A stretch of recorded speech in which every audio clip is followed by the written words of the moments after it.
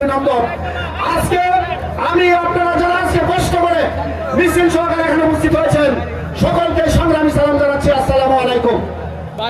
সংগ্রামী সাথী বন্ধুগণ, আজকে এই বিশাল জনসমাবেশ প্রমাণ হয়ে গেছে চিরাইগাতির মাটি বিএনপির ঘাঁটি বরাবর।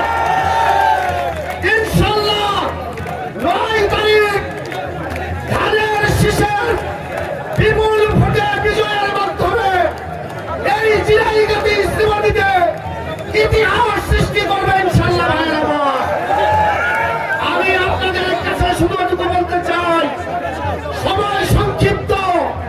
আপনাদের বলতে চাই 9 তারিখ সকালবেলা আপনারা কেন্দ্রে উপস্থিত হবেন, মা বোনদেরকে সঙ্গে নিয়ে ভোট দিয়ে মহিলাদেরকে বাড়িতে পাঠিয়ে দিয়ে আপনারা কেন্দ্র পাহারা দিবেন, কেন্দ্রে অবস্থান করবেন। ভাইয়ের আমার, আমরা 9 তারিখ বিজয় টিকেট হাতে নিয়ে বিজয় মালা পরিয়ে এই চিরাইগাতি নেতা কর্মীদের সাথে নিয়ে চিরাইগাতি ব্যক্তি বিজয় মিছিলের অপেক্ষায় রইলাম। ভাইয়ের আমার, প্রিয় ভাইয়ের আমার,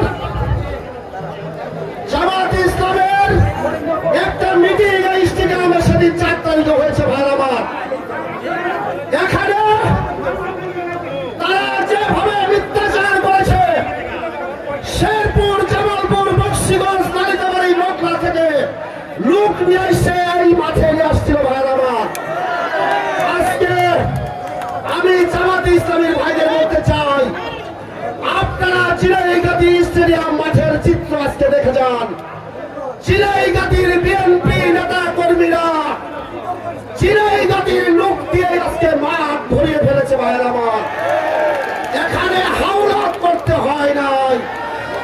আগামী 9 তারিখ ধানের শীষে ভোট দিয়ে ইনশাআল্লাহ বিজয় মালা নিয়ে আমাদের এমপি সাহেব মাহমুদুল হক রুবেল ভাইয়ের জন্য আমরা প্রধানমন্ত্রীর কাছে আবেদন জানাবো।